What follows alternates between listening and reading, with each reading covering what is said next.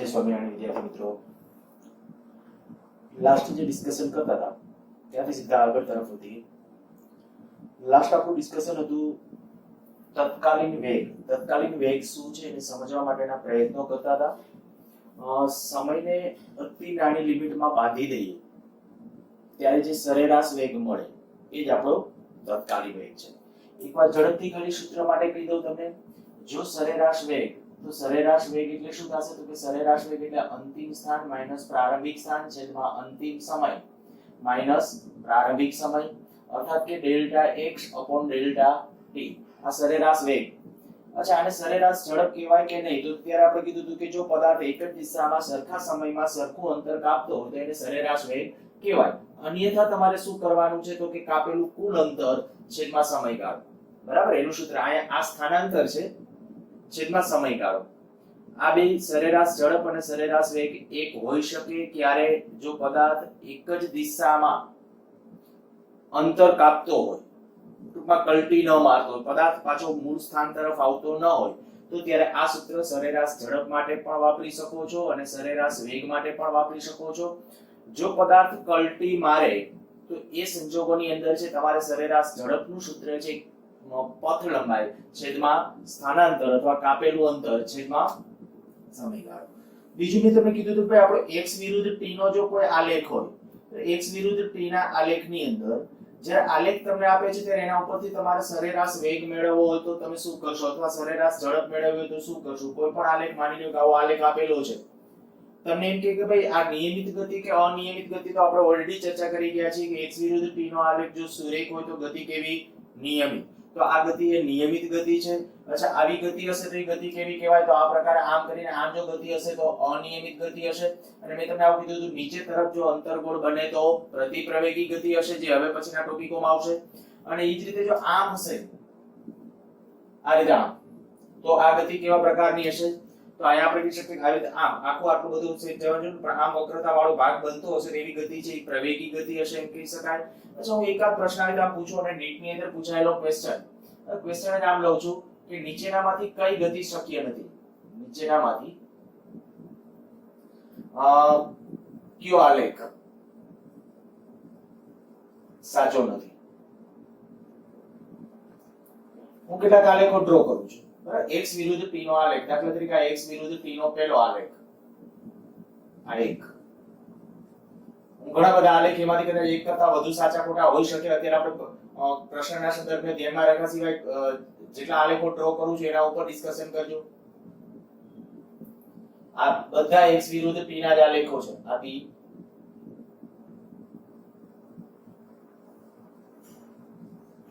આ c,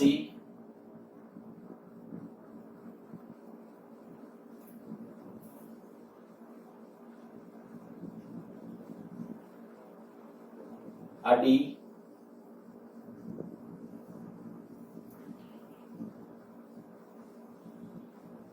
e,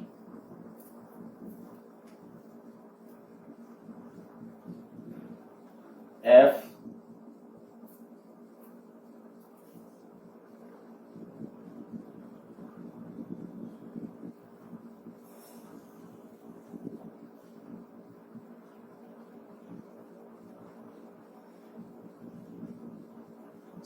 ચાલો હવે કેટલાક આલેખો મેં ડ્રો કરેલા છે. નામ આપી દો. આ d, આ e, આ f, આ g.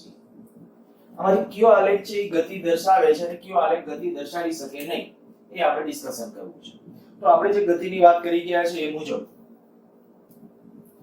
જ્યારે પદાર્થ સુરેખ પથ પરની ગતિ છે ત્યારે સુરેખ પથ પરની ગતિમાં શું હોય? તો એ આપણે જાણીએ છીએ કે ભાઈ સમય છે એ સ્વતંત્ર રાશિ છે અને સમય સતત વધવાનો. તો વિચારો જોઈએ કે દાખલા તરીકે આ જે ગતિ છે તો આની અંદર શું છે? તો આમાં તમે એમ કહી શકો, જો હું સંખ્યા રેખા ઉપર આમ વિચારવા જાઉં, માની લઈએ કે આપણી આ સંખ્યા રેખા, આ 0, આ બાજુ કંઈક પોઝિટિવ સ્થાન છે, આ બાજુ કંઈક નેગેટિવ સ્થાન છે. આનો અર્થ એવો થાય કે શૂન્ય સમયે પહેલા ક્યાંક પોઝિટિવ પાસે છે, ત્યાંથી પાછો આમ જતા રહે, આમ આયલો આવે છે, આ બાજુ આમ આયલો આવે છે, અને આ કોઈ એક સમયે છે એ આયા પહોંચી જાય છે. તો આ આલેખ શક્ય છે? આમાં વિચારો, આનો અર્થ શું થયો કે આ સમયે કોઈ એક આ સમયે આટલું સ્થાન છે, આ સમયે આ સ્થાને છે. હવે જેમ જેમ સમય વધતો જાય છે એમાંથી આમ જતો જાય છે. આયા કલ્ટીમાયરી કહેવાય. તમને ખ્યાલ હશે મેં જે આવું કીધું હતું કે જ્યારે x વિરુદ્ધ t ના આલેખની અંદર પીક પોઈન્ટ આવે કા લોઅર મોસ્ટ પોઈન્ટ આવે, ટોપ મોસ્ટ પોઈન્ટ કા લોઅર મોસ્ટ પોઈન્ટ, આ ગમે ઈ આવે તો એ વખતે છે પદાર્થ કલ્ટી મારતો હશે, મીન્સ કે ગતિની દિશા બદલતો હશે. તો આયાનો અર્થ એવો થાય કે અહીંયા સુધી શું થાય છે, હા અનિયમિત ગતિ છે તો ખબર પડી જાય કારણ કે વક્ર આલેખ છે. તો આ સમયથી શરૂ કરીને આ સમય સુધી અનિયમિત ગતિ છે એટલે અહીંથી આમ જાય છે, ક્યાંક આ કોઈ એક સ્થાનેથી શરૂ કરી અહીંથી આમ જાય છે. જો અહીંથી ક્યાંકથી શરૂઆત છે એટલે આ સ્થાનેથી શરૂઆત છે ક્યાંકથી ધનથી, અને ત્યાંથી આમ જાય છે ધન તરફ, ક્યાંક ધન તરફ જઈ અને પાછો રિટર્ન આવે છે, પાછો રિટર્ન આવે છે. અને જુઓ અહીંયા સુધી પાછો આવે તો કે આ પણ ગતિ શક્ય છે. પણ આમાં જોવો જોઈએ તો કે આમાં શું કન્ડિશન થઈ, તો કે આમાં કંઈક આવું વિચારી શકો, માની લો પદાર્થ તમે એમ કહો અહીંથી આમ સમય વધ્યો તો સમય આમ વધતો જાય છે, અહીંથી આમ ગયા એટલે કે આ સમય આમ વધતો ગયો તો આમ x વધતું જાય છે વધતું જાય છે વધતું જાય છે. પછી તમે કહેશો અહીંથી આમ x ઘટતું જાય છે ઘટતું જાય છે. પણ પછી આ કેમ સમજાવું, કારણ કે સમય કોઈ દી ઘટે નહીં, સમય ક્યારે ઋણ એક વખત વધતો જાય, સમય ક્યારે, જો બધા આલેખો એવા તમારે સિલેક્ટ કરવાના કે જેની અંદર છે ને આલેખ ક્યાંય ઘટતો ના હોવો જોઈએ. આ આલેખ પણ પોસિબલ નથી, આ પણ પોસિબલ નથી, આ પોસિબલ છે, આ પોસિબલ નથી, આ પણ પોસિબલ નથી. જો મગજમાં બેસી ગયેલું હોવું જોઈએ. હું ખાલી આમાં એમ કહું છું આ આલેખને તમે સમજાવતી વખતે શું લેશો, કદાચ તમે એમ કહો કે અહીંથી હું આમ કહું અહીંથી આમ જેમ જતા જઈએ આમ આ x છે પહેલા ઘટતું આવે માની લ્યો તો આ સુધી આમ, પછી અહીંથી આ આલેખને કેમ સમજાવશો. ખાસ વાત આ કે સમય કોઈ દિવસ ઋણ ન થાય, સમય એકવાર વધવાની શરૂઆત થાય પછી સમય પાછો ના આવે. આમાં જુઓ જોઈએ સમય આમ વધતો જાય છે વધતો જાય છે, સ્થાન પ્લસ માઈનસ ક્યાં રાખે તો આ સાચું છે. પણ આ જો આમાં તમે એમ કહો ચાલો શૂન્ય સમય આયા છે, એક ને એક સમયે બે સ્થાન બતાવે છે, એ પોસિબલ નથી. બરાબર, એક ને એક સમયે આયા બે સ્થાન, હા એક કન્ડિશન આપણે એક પદાર્થની અંદર દાખલા તરીકે આયા છે, જો આ હું એમ કહું કે આ એક જ સ્થાન છે ક્યારે t1 અને t2 બે અલગ અલગ સમય. આમાં શું આવશે, આમાં દાખલા તરીકે વિચારો આ એક જ સમય બે સ્થાન, આયા સ્થાન છે આયા ત્રણ સ્થાન બતાવે છે કે આયા છે આયા છે અને આયા છે, ત્રણ અલગ અલગ સ્થાન મળશે જે પોસિબલ નથી. એક જ સમયે કોઈ દિવસ ત્રણ સ્થાને પદાર્થ હોઈ શકે નહીં એટલે આ આલેખ પોસિબલ નથી. આમાં આ સમય જોજો બે સ્થાન બતાવે છે, પોસિબલ નથી. આમાં કોઈ એક સમયે વિચારો બે સ્થાન બતાવે છે, પોસિબલ નથી. ટૂંકમાં પદાર્થ કોઈ એક જ સમયે એક કરતા વધુ સ્થાન દર્શાવે તો એવો આલેખ પોસિબલ નથી. બરાબર, તમારે મગજમાં એ રાખવું. અને પૂછાયેલ છે આમાંથી પ્રશ્નો આવા જ આલેખો કે આવ્યા હતા અને ત્યારે મને યાદ છે કે લગભગ આવો આલેખ છે ને એ નહોતો આવતો, એક આવો જવાબ તરીકે હતો. સારું, તો આપણે x વિરુદ્ધ t ના આલેખનું જે ડિસ્કશન કરેલું છે એના સંદર્ભમાં મેં ખાલી એકાદ ક્વેશ્ચન પૂછી નાખ્યો. ત્યાર પછી આપણે જે ડિસ્કશન કરતા હતા અને આવું કીધું જે સરેરાશ વેગ છે, સરેરાશ વેગ delta x upon delta t અર્થાત તો x2 x1 upon t2 t1, જો આની અંદર limit delta t tends to 0 લેવામાં આવે, આ ઓલરેડી ચર્ચા કરી ગયા, આ લખવાની જરૂર નથી તમારે. તો ત્યારે જે વેગ મળે એ વેગને આપણે કહેતા હતા તત્કાલીન વેગ, અને તત્કાલીન વેગને આપણે કીધું તો આ રીતે આમ દર્શાવી શકાય v બરાબર, ખાલી વેગ બોલવું એટલે તત્કાલીન વેગ સમજવાનો છે, ખાલી ઝડપ બોલવું તત્કાલીન ઝડપ મેળવવાની છે.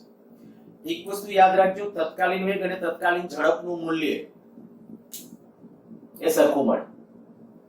તત્કાલીન વેગ અને તત્કાલીન ઝડપ એનું મૂલ્ય સરખું હોય, પણ સરેરાશ વેગ સરેરાશ ઝડપ ત્યાં એટલા માટે કે તમે એમ કહો કે ભાઈ કોઈ પદાર્થનું સ્થાન, આપણે હમણાં પ્રશ્ન જ લઈએ છીએ એટલે તમને ખ્યાલ આવી જશે, સ્થાન બદલાતું હોય પણ તત્કાલીન એટલે શું, સમયગાળો અતિ નાના સમયગાળા ઉપર વહી જાવ તો જે વેગ આવશે, કારણ કે અતિ નાના સમયગાળામાં કઈ કલ્ટી નો મારવાનો હોય, શૂન્યવત સમયગાળો એટલા સમયની અંદર તમે કહી શકો કે ભાઈ સરેરાશ તત્કાલીન ઝડપ અને તત્કાલીન વેગ બેના મૂલ્યો કેવા આવશે, સરખા. હું ફરીથી જો આવા અમુક છે ને હું જ્યારે બોલતો ત્યારે વિધાન ઉપર ખાસ ભાર આપજો, કારણ કે આ વસ્તુ આગળ જ્યારે બધું ભેગું થશે ને નહીતર ક્વેશ્ચન સોલ્વ કરવામાં તકલીફ પડશે. હું વારે ઘણી આ સૂત્રો રિપીટ કરું છું, એનું કારણ શું છે તો કે માત્ર કારણ એ કે ઝડપથી મગજમાં બેસે. સરેરાશ ઝડપ મેળવવાની હોય કે સરેરાશ વેગ મેળવવાનો હોય તો આ સૂત્ર ચાલે કે નહીં તો કે ચાલે, પણ એક જ દિશાની ગતિ હોય તો, જો એક જ દિશાની ગતિ ન હોય તો સરેરાશ ઝડપનું સૂત્ર શું થઈ જશે, પથ લંબાઈ છેદમાં સમયગાળો. આલેખ ઉપરથી આ કેમ મેળવાય, સરેરાશ વેગ કે તો મેં કીધું તો આલેખ પરના બે બિંદુ લઈ લેવાના, એ બિંદુને જોડતો રેખાખંડ અને એનો ઢાળ. અચ્છા, પછી વાત કરીએ તત્કાલીન વેગ. તો તત્કાલીન વેગ બે રીતે મળે. એક તો x નું t ની સાપેક્ષ વિકલન કરી નાખો એટલે કે સરેરાશ ઝડપ મેળવો, પણ સમયગાળો શૂન્યવત કરી નાખો, સમયગાળો અતિ નાનો કરી નાખો, તો ત્યારે જે મળે એ તત્કાલીન વેગ હશે અથવા ખાલી વેગ બોલાય. અચ્છા, આ જે આલેખ પરથી મેળવવો હોય તો કે આલેખમાં જે તે બિંદુએ તમને કે x વિરુદ્ધ t નો આલેખ હોય ને એમાં તમારે જ્યાં વેગ મેળવવો હોય, હું આમાંના જેટલા આલેખો સાચા આલેખો છે, દાખલા તરીકે તમે એમ કહો કે મારે આ આલેખની અંદર ચાલો આ સમયે વેગ મેળવો, આ જે સમય છે ત્યારે વેગ મેળવો, તો આ સ્પર્શક ડ્રો કરો. તો સ્પર્શક આમ આવશે. આ સ્પર્શક છે એનો અર્થ એવો થઈ ગયો આમ સ્પર્શક ઈ શું દર્શાવે? x વિરુદ્ધ t નો આલેખ. તો કે પદાર્થ સ્થિર છે. પદાર્થ સ્થિર છે મીન્સ કે ઈ ક્ષણે સ્થિર છે, કારણ કે કલ્ટી મારે છે. કોઈ પણ પદાર્થ કલ્ટી ક્યારે મારે? ગતિની દિશા ક્યારે બદલે? વિચારો, પદાર્થ આમ જાય છે, પોતાની ગતિની દિશા બદલે એટલે એકવાર તો એનો વેગ શૂન્ય થવો જ જોઈએ, એટલે આ સ્થિર દેખાય છે. પણ પછી વળી પાછા તમે બીજા કોઈ પણ સમય લેશો જો આયા વેગ ઋણ આવશે, ખબર પડી જાવી જોઈએ. ખાસ આયા જે તમને કહું છું, આયા દાખલા તરીકે તમે સ્પર્શક ડ્રો કરો તો આયા વેગ કેવો છે? ધન. આયા સ્પર્શક ડ્રો કરો, વેગ ઋણ. આયા સ્પર્શક ડ્રો કરો, ધન. તો કયા સ્થાને વેગ ધન છે ઋણ છે એ ખ્યાલ આવી જવો જોઈએ. ચાલો હવે એવા કેટલા ક્વેશ્ચન લેતા જઈએ. સૌથી પહેલા તો એક આવો ક્વેશ્ચન, એક પદાર્થની ગતિ x બરાબર માની લ્યો કે 2t² + 2t + 1 મુજબ છે, આપી શકાય છે. તો પહેલું t બરાબર 0 થી 3 સેકન્ડ વચ્ચે સરેરાશ ઝડપ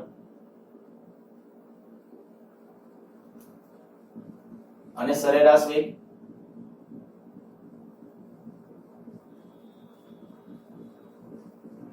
t બરાબર 2 સેકન્ડે તત્કાલીન વેગ અને તત્કાલીન ઝડપ મેળવો. હું નમૂનારૂપ એક બે દાખલા લઉં છું.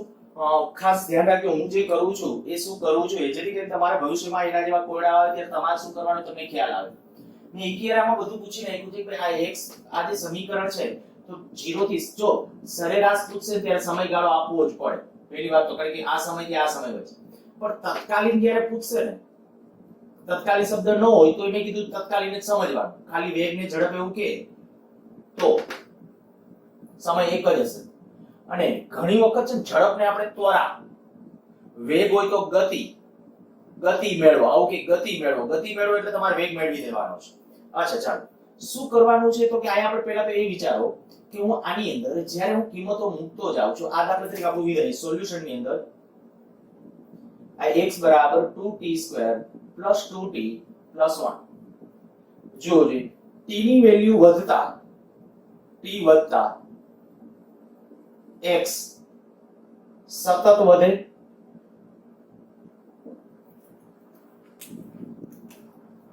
આમાં તમે t ની વેલ્યુ 1 મૂકો, 2 મૂકો, 3 મૂકો, 4 મૂકો, 5 મૂકો, એમ મૂકતા જાઓ તો x ની વેલ્યુ વધતી જ જશે ને વધતી જાય છે. એનો અર્થ એ કે પદાર્થ એક જ દિશાની ગતિ કરે છે. પદાર્થ એક જ દિશાની ગતિ કરે છે. અચ્છા, એક જ દિશાની ગતિ કરતો હોય તો એનો અર્થ કે સરેરાશ ઝડપ ને સરેરાશ વેગ બે અલગ મેળવવાની જરૂર નથી, બે એક જ રીતે મળે. તો કે આપણે ત્યારે આપણે કહી શકાય કે માટે આ એક t વધતા x વધે છે, બરાબર? t નું મૂલ્ય વધારતા x વધે છે, માટે સરેરાશ ઝડપ બરાબર સરેરાશ વેગ, અને એનું સૂત્ર શું થઈ જશે? અંતિમ સ્થાન માઈનસ પ્રારંભિક સ્થાન છેદમાં અંતિમ સમય માઈનસ પ્રારંભિક સમય. અંતિમ સ્થાન એટલે કયું? 3 સેકન્ડે. પ્રારંભિક સ્થાન એટલે કયું? 0 સેકન્ડ. એટલે મેં અહીંયા x3 સંજ્ઞા કરી છે, અહીંયા x0 એટલે અહીંયા t3 લખ્યું છે અને અહીંયા t0. તો આપણે આપણું જે સમીકરણ છે x બરાબર 2t² + 2t + 1, આમાં એક વખત t બરાબર 3 લ્યો. જો t બરાબર 3 લેશો તો શું આવશે? x3 એને x3 કહું છું 2 3 નો વર્ગ + 2 * 3 + 1. મેં કઈ નથી કર્યું, t ને બદલે ખાલી અહીંયા 3 3 નો વર્ગ 9 9 દુ 18 18 + 6 + 7 સોરી +1 6 ને 1 7 એટલે 25. તો x3 નું મૂલ્ય આવ્યું 25. ચલો એવી રીતે x1 આપણે x0 મેળવવું છે, t બરાબર 0 લઈ લઈએ તો કે t બરાબર 0 લેતા. હું થોડી સ્પીડ રાખું છું, સમજી જાવ એવો છે દાખલો, છતાંય કઈ તકલીફ પડે તો વિડિયો રિવાઇન્ડ કરીને જોઈ લેજો. t બરાબર 0 લેતા, જો t બરાબર 0 લેશું તો શું આવશે? t બરાબર 0 લેશું ત્યારે x બરાબર આ પદ 0, આ 0, આયા 1, તો 1 રહેશે. x બરાબર કેટલું આવ્યું? 1. માની લો કે આ મીટર માં કહી દો, આ પાછળ આ મીટર લખું તો આ બધી જગ્યાએ મીટર લખતું જવાનું. આ x બરાબર 1 મીટર. તો હવે કહી દેશું માટે સરેરાશ ઝડપ બરાબર સરેરાશ વેગ બરાબર અંતિમ સ્થાન માઈનસ પ્રારંભિક સ્થાન છેદમાં અંતિમ સમય માઈનસ પ્રારંભિક. બે જગ્યાએ સૂત્ર લખવા જરૂર, આ તો ખાલી તમને ખબર પડે એટલા માટે મેં આ લખ્યું હતું. બાકી આ મેળવીને પછી સીધું સૂત્ર લખવાનું. ચાલો x3 કેટલું? 25. x0 કેટલું? તો કે 1. t3 કેટલું? 3 સેકન્ડ. t0 કેટલું? 0, કારણ કે 0 અને 3 સેકન્ડ વચ્ચે છે. તો કેટલું થશે? 24 ભાગ્યા 3, એનો અર્થ કે 8 મીટર પર સેકન્ડ. આ આવ્યો આપણો સરેરાશ ઝડપ અથવા સરેરાશ વેગ. બે એક જ. અચ્છા, t બરાબર 2 સેકન્ડે તત્કાલીન વેગ. તો હવે ગમે ત્યારે તમારે તત્કાલીન વેગ મેળવવો હોય ને, તો તત્કાલીન વેગ માટે એટલે આ બીજા માટે આ આપણી જે ડિસ્કશન હતી પહેલાના સંદર્ભમાં. આ જે સમીકરણ છે, પાછું સમીકરણ લખો x બરાબર 2t² + 2t + 1. તો વેગ v બરાબર dx/dt, અને આનું વિકલન તો તમને મેં અગાઉ શીખવાડી દીધું છે. વિકલન તમને આવડે છે. વિકલન t ની સાપેક્ષ છે. હવે ધ્યાન રાખજો, ત્યારે આપણે પ્રેક્ટિસ કરતા તેમાં x ની સાપેક્ષ મોટા ભાગના કરતા હતા. આમાં x નું k ની સાપેક્ષ t ની. ચાલો એકાદ દાખલામાં હું આવું લખું, પછી નહીં લખી, પછી બંને એટલું ટૂંકું. આ પદ કારણ કે x ને બદલે આ પદ આવે, t ની સાપેક્ષ વિકલન કરવાનું છે. આ આપણે હમણાં ભણી ગયા કે જો x નું t ની સાપેક્ષ વિકલન કરીએ તો શું મળે? વેગ. તો આ કેટલું થઈ જશે? 4t + 2 બાકી 0. આ વિકલન આવડી જવું જોઈએ. નો આવડે પાછા વિકલનના લેક્ચર છે, એક વખત રિવાઇન્ડ કરજો. ચાલો, આમાં t બરાબર કેટલું લેવાનું છે? 2 સેકન્ડ. તો t બરાબર 2 સેકન્ડ લેતા તત્કાલીન વેગ બરાબર તત્કાલીન ઝડપ બરાબર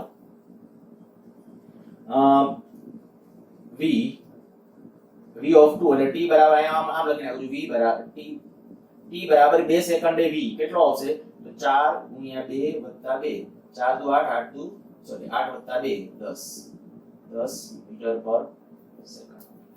મેં હમણાં કીધું એ પ્રમાણે તત્કાલીન ઝડપ અને તત્કાલીન વેગ આપણા દરેક કિસ્સાઓની અંદર કેવું આવશે? સરખું. જ્યારે સમીકરણ તમને આપેલું હશે ત્યારે તત્કાલીન વેગ તત્કાલીન ઝડપનું મૂલ્ય સરખું. મગજમાં રાખજો, આ સરેરાશ ઝડપ સરેરાશ વેગનું મૂલ્ય સરખું હોઈ શકે, જુદું હોઈ શકે. સરખું ક્યારે? તો કે એક જ દિશાની ગતિ હોય તો. પણ જો પદાર્થ કલ્ટી મારતો હોય તો એનું મૂલ્ય જુદું થાય. હવે હું આવા દાખલાની બહુ પ્રેક્ટિસ નથી કરાવતો, હોમવર્કમાં પાછો આવો દાખલો આપીશ, બરાબર? એ ધ્યાન રાખજો. ચાલો નેક્સ્ટ.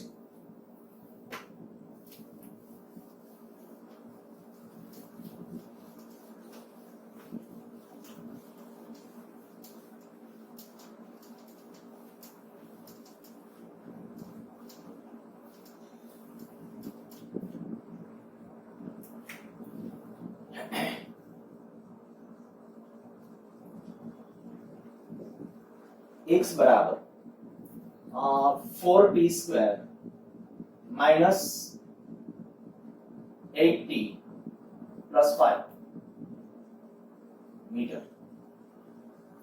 છે. તો પહેલું t બરાબર 0 થી t બરાબર 2 સેકન્ડ દરમિયાન સરેરાશ ઝડપ અને સરેરાશ વેગ. અને બીજું t બરાબર 3 સેકન્ડે તત્કાલીન ઝડપ મેળવો. તત્કાલીન ઝડપ અને તત્કાલીન વેગ મેળવો. હું થોડું લખવામાં છે એ આવી રીતે થોડું ટૂંકું ટૂંકું કરતો હોઉં છું. તમે તમારી રીતે પ્રોપર લખો અને મારા અક્ષરોની અંદર બહુ ધ્યાન બહુ ફોકસ ન કરું. હું કારણ કે બને ત્યાં સુધી સમજાવવા ઉપર વધુ ધ્યાન આપું છું. સારું, ચાલો. x બરાબર આ 4t² આ જે વિધેય આપણને આપેલું છે, હમણાં ઓલ લીધું તેના જેવો છે, પણ એક ફેર એ છે જ્યારે સમીકરણની અંદર છે ને t વાળું કોઈ પદ હોય ને, t વાળું પદ જો ઈ માઈનસ આવી જાય ને તો સમજવાનું પદાર્થ કલ્ટી મારતો હશે. પદાર્થ કલ્ટી મારતો હશે. હું આવું બોલું છું, મારશે જ એવું કોન્ફિડન્સ થી કેવું એ મુશ્કેલ છે, કારણ કે ડિપેન્ડ્સ કે કેટલી ઘાત છે ને, નહીતર તમે તમારા મૂલ્યો માટે કદાચ કલ્ટી ન પણ મારતો હોય, આવું પણ બની શકે. સારું, હવે આમાં જ્યારે ક્યારે પદાર્થ કલ્ટી મારે છે પહેલા તો એ નક્કી કરીએ. કલ્ટી મારે છે એ કેમ ખબર પડી? મેં કીધું t વાળું પદ છે ને, બે માંથી એક માઈનસ આવે, તમારે એવું લાગે તમારે નોંધ કરી લખી નાખો નોટમાં બાજુમાં કે t વાળું પદ છે એ કોઈ માઈનસ આવે તો સમજવાનું પદાર્થ છે એ કલ્ટી મારતો હશે. હવે ક્યારે કલ્ટી મારતો હશે એ નક્કી કરવું હોય તો પહેલા સ્ટેપ દરમિયાન છે ને તમે હંમેશા આ જોઈ નાખો, કારણ કે જ્યારે કલ્ટી મારશે ત્યારે તો એક ક્ષણ માટે તો વેગ 0 થાય. મેં હમણાં કીધું પદાર્થ આમ જાય છે, આમ જાય છે, આમ જાય છે, આમ જાય છે, ત્યાં પહોંચીને પાછો આમ રિટર્ન થશે તો રિટર્ન ત્યારે જ પોસિબલ બને કે ત્યાં પહોંચ્યા પછી એનો વેગ 0 થાય તો જ. તો જ્યારે એ કલ્ટી મારશે ત્યારે એનો વેગ કેવો હશે? 0. તો આપણે એક એક હું અહીંયા સમજાવવા માટે આવું કહું કે અહીં x બરાબર 4t² માઈનસ 8t પ્લસ 5. હું શું કરું છું? આનું વિકલન પહેલા કરી નાખું છું, કારણ કે વેગ આપણે 0 બતાવવાનો છે. આ x બરાબર 4t² માઈનસ 8t પ્લસ 5, તો આપણે કહીએ કે વેગ v બરાબર શું થશે? dx/dt. આનું t ની સાપેક્ષ વિકલન. અચ્છા, જ્યારે t ની સાપેક્ષ વિકલન, તો t ની સાપેક્ષ આનું વિકલન કેટલું? 8t માઈનસ 8, આનું 8t, આ માઈનસ 8, આનું 0. ધ્યાન રાખજો, હવે વિકલન ને એવું બધું ટૂંકાવીશ, કારણ કે આપણે ઓલરેડી અગાઉ આ ભણાવી દીધું છે. જ્યારે પદાર્થ ગતિની દિશા બદલે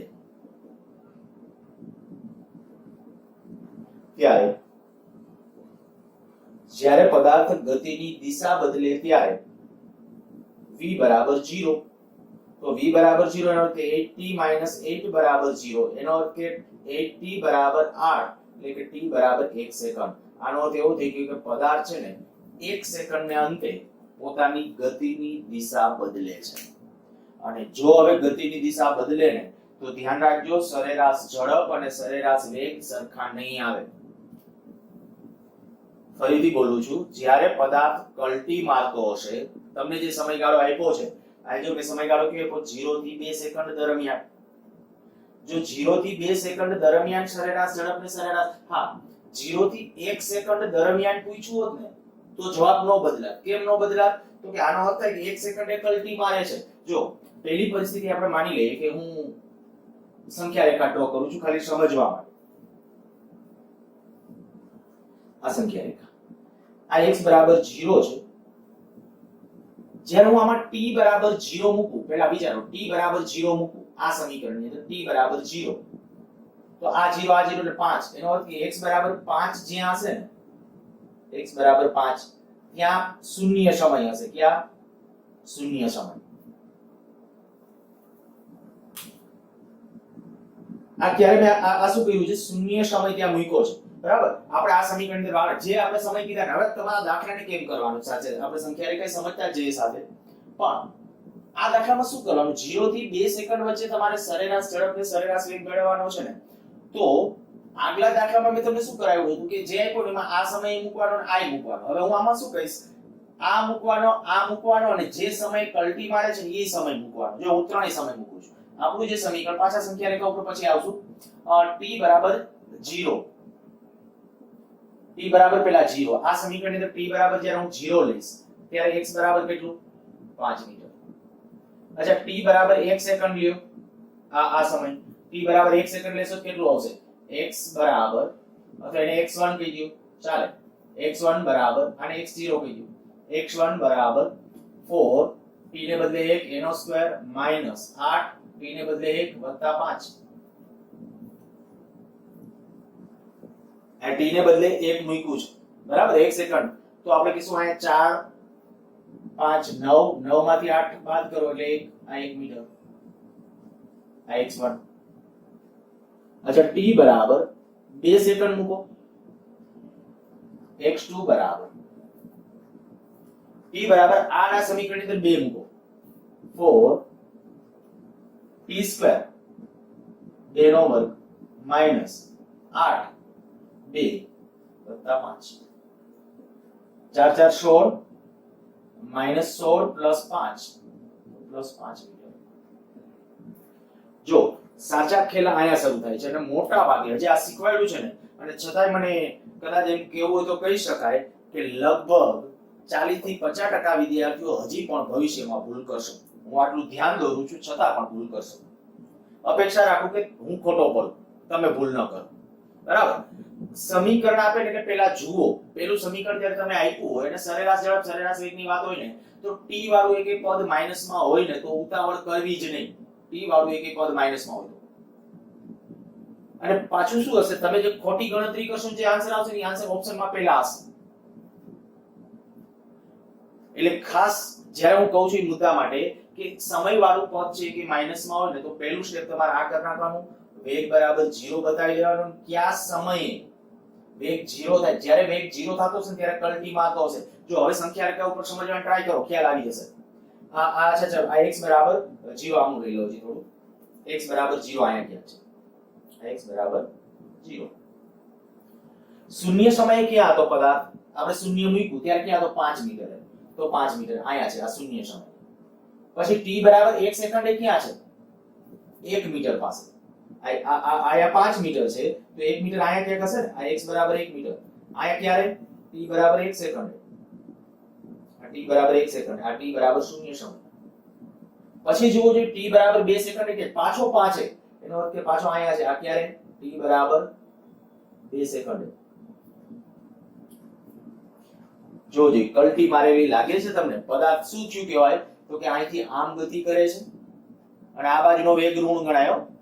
ગમે ત્યારે તમે સંખ્યા રેખામાં આ બાજુ ચાલતા હોય, હું એમ નથી કહેતો 0 ની આ બાજુ ચાલતા હોય, એવું નથી કહેતો. જો આપણી ધન x અક્ષ અને ઋણ x અક્ષ પ્રણાલીગત રીતે આપણે જે સ્વીકારીએ છીએ એ મુજબ આ બાજુના બધા વેગો ધન જ ગણવા, આ બાજુના બધા વેગ ઋણ ગણવા. એટલે ગમે ત્યાં હોય ત્યાંથી જો ગતિ આમ શરૂ થઈ જાય તો વેગ ઋણ કહેવાય. એટલે આયાથી આપણો વેગ ઋણ આવશે. અને એમ ન ફીલ કરવું હોય તો બીજી રીતે જોવું. આનું જે તમે સમીકરણનું વિકલન કર્યું, એ વિકલન કરીને જે વેગ આવ્યો ને, શું કરાય? t બરાબર 0 મુકાય એકવાર. t બરાબર 0 સમયે મૂલ્ય કેટલું છે? -8. t બરાબર 0 સમય કેટલું મૂલ્ય છે? -8. હવે સમય તમે આ વધારતા જાઓ, 0 માંથી 0.1 0.2 તો હજી જો માઈનસ જ રહેશે વેગ. શૂન્ય સમયે વેગ કેવો છે? માઈનસ. એનો ઇનડાયરેક્ટલી અર્થ થઈ ગયો કે ઋણ x અક્ષની દિશાની ગતિ શરૂ કરે છે. સારું જયજી ધીમે ધીમે પછી આ બધું મેં કીધું કે મારી થોડી કુટેવ કયો કે ટેવ કયો, થોડું સીધું લેવલ એક લેવલ સાથે લઈને જ ભણાવવાનું શરૂ કરું છું. પણ ખાસ શરૂઆતમાં કદાચ થોડું કપરું લાગશે પણ પછી બહુ મજા આવશે. જેમને ટ્યુનિંગ આવી જશે એ લોકોને બહુ વધારે મજા આવશે. સારું છે. આપણે જે આયા જે આપણે કીધું t બરાબર 1 સેકન્ડે કલ્ટી મારે છે. કેમ ખબર પડી? તો કે t બરાબર 0 સમયે t બરાબર 0 સમયે 5 t બરાબર 1 સેકન્ડે 1 મીટર આવ્યો એટલે અહીંયા 1 મીટરે પહોંચ્યા અને ત્યાંથી આમ ગયા. મીન્સ કે પદાર્થની ગતિ કંઈક આવી રીતે આમ છે એમ કહેવાય. 2 સેકન્ડ દરમિયાનની ગતિ અહીંથી આમ જઈને આમ. હવે કલ્ટી મારે છે ત્યારે એનો અર્થ એવો થઈ ગયો કે ભાઈ ત્યારે સરેરાશ ઝડપ સરેરાશ વેગ જુદા જુદા આવશે. તો હું અહીંયા મેળવું પહેલું t બરાબર 0 થી t બરાબર 2 સેકન્ડ દરમિયાન સરેરાશ ઝડપ, પેલા સરેરાશ વેગ. ચાલો સરેરાશ વેગ જોઈતો હોય તો અંતિમ સ્થાન માઈનસ પ્રારંભિક સ્થાન છેદમાં અંતિમ સમય માઈનસ પ્રારંભિક સમય. તો અંતિમ સ્થાન કયું? તો કે અંતિમ સ્થાન 5 મીટર, પ્રારંભિક સ્થાન એ 5 મીટર, સમય 2 માઈનસ 0, પણ એના કોઈ ફેર ન પડે. આ જવાબ તમારો આવશે 0 મીટર પર સેકન્ડ. આમે ડાયરેક્ટલી કદાચ ખ્યાલ આવી ગયો હોત કે આયા છે પદાર્થ અને પાછો ત્યાં પહોંચી જાય તો સ્થાનાંતર કેટલું થાય? સ્થાનાંતર 0. હવે વેગ એટલે શું છે? સ્થાનાંતરના છેદમાં સમય છે ને. આ સ્થાનાંતરના છેદમાં સમય. તો સ્થાનાંતર 0 એટલે વેગ કેટલો થઈ જવાનો? 0. પણ જો સરેરાશ ઝડપ મેળવું તો સરેરાશ ઝડપ માટે શું કરશો? અહીંથી આમ જાય છે, અંતર જુઓ જોઈએ. શરૂઆતમાં આવું જ કરજો. આ સંખ્યા રેખા ડ્રો કરજો એટલે ભૂલ ઓછી પડે. અહીંથી શરૂ કરીને અહીં સુધીમાં કેટલું અંતર થયું? 4 મીટર. કારણ કે આ 5 છે, x બરાબર આ x બરાબર 1 છે. તો આમ જવાનું 4 મીટર, રિટર્ન 4 મીટર એટલે 8 મીટર થશે. તો આપણે કહીશું પથ લંબાઈ છેદમાં સમયગાળો પથ લંબાઈ કેટલી 4 + 4 ભાગ્યા સમયગાળો કેટલો તો કે 2 સેકન્ડ 0 થી 2 સેકન્ડમાં પાછો હતો ત્યાં એટલે આપણે કહી શકાય 8 ભાગ્યા 2 તો જવાબ આ કેટલો છે 4 મીટર પર સેકન્ડ. તો આ થઈ ગઈ આપણી સરેરાશ ઝડપ. સરેરાશ ઝડપ આવી ગયો. સરેરાશ વેગ તત્કાલીન ઝડપ ને તત્કાલીન વેગ તો સરખા જ હોય, એમાં ક્યારે મૂંઝાવાની જરૂર નથી. બરાબર, કારણ કે તત્ક્ષણ એમાં સમયગાળામાં ઈ સમયગાળામાં કોઈ કલ્ટી ન લાગે એટલે એના માટે શું કરવાનું તો કે બીજા પોઈન્ટ માટે તત્કાલીન ઝડપ બરાબર તત્કાલીન વેગ. ઈ તત્કાલીન વેગનું આપણું સમીકરણ જ હતું. સમીકરણ એટલે કેવું? આ વિકલન કરીને જે આવ્યું હતું કેટલું 8t - 8. હવે કયા સમયે આપણે તત્કાલીન મેળવવાનો મેં કીધું તો t = 3 તો t = 3 લખી નાખો. t = 3 લેતા આમાં t 3 લેશો તો v કેટલો આવી જશે 8 તેરી 24 - 8 એટલે 16 મીટર પર સેકન્ડ. આ થઈ જશે આપણો તત્કાલીન વેગ. એકદમ શાંતિથી સ્ક્રીન પોઝ કરીને પાછો એક વખત દાખલો તમારી રીતે જોઈ લેજો અને હું શ્યોરલી તમને કહી શકું કે જો આની અંદર તમારો કોન્ફિડન્સ આવી ગયો તો આગળ જતા યંત્રશાસ્ત્રમાં બહુ જ મજા છે. ખાલી કરવાનું કેટલું પેલા મેં કીધાથી મુદ્દા હોય કે મગજમાંથી જવા ન જોઈએ. જો આ છે ને સતત વધતું કે સતત ઘટતું વિધેય હોય, સતત વધતું કે ને કહેવાય બધા પદ આયા માની લ્યો કે આ t વાળા બધા પદ, ઓલું પદ બહુ નહીં જોવાનું, હા ઈ ગમે ઈ હોઈ શકે. t વાળા પદ બધા ધન હશે, t વાળા બધા પદ ઋણ હશે તો ઘટતું વિધેય, t વાળા બધા પદ ધન હશે તો વધતું વિધેય હશે. અને જો વધતું વિધેય કે જો ઘટતું વિધેય હશે તો સરેરાશ ઝડપ સરેરાશ વેગ સરખા જ આવશે, અલગ મેળવવાની જરૂર નથી. પણ આ વધઘટ થતું વિધેય કહેવાય. એક t વાળું વિધેય પ્લસ હોય ને એક માઈનસ હોય, પછી આ પ્લસ હોય ને આ માઈનસ હોય, ઓકે, પણ એ વધઘટ થતું વિધેય કહેવાય. અને જો વધઘટ થતું વિધેય આવું આપે ને તો ધ્યાન રાખજો સરેરાશ વેગ અને સરેરાશ ઝડપ અલગ આવશે. પણ માની લ્યો કે આમાં મેં આવું જ પૂછ્યું હોત તમને કે t = 0 થી t = 1 સેકન્ડ દરમિયાન તો શું કરો? તો કે 1 સેકન્ડે જ કલ્ટી લાગે છે, પદાર્થ 1 સેકન્ડે જ કલ્ટી મારે છે. અને જો 1 સેકન્ડે કલ્ટી મારતો હોય તો એનાથી આપણને કોઈ ફેર પડવો જોઈએ, કારણ કે 1 સેકન્ડે કલ્ટી મારે છે ને 1 સેકન્ડમાં સરેરાશ મેળવવાનું, તો અહીંથી આ એક પૂછો તો પાછું સરખું જ મળે. જે કલ્ટી મારે છે ને એ સમય જો ત્યાં આપણે કહી શકીએ કે વચ્ચે આવી જાય ને તો જ અમે કીધું એ કન્ડિશન તમારે વિચારવાની છે. એક દાખલો ઝડપથી લઈ લો, પછી તમને હોમવર્કમાં એવા દાખલા પાછા આપીશ. y = 4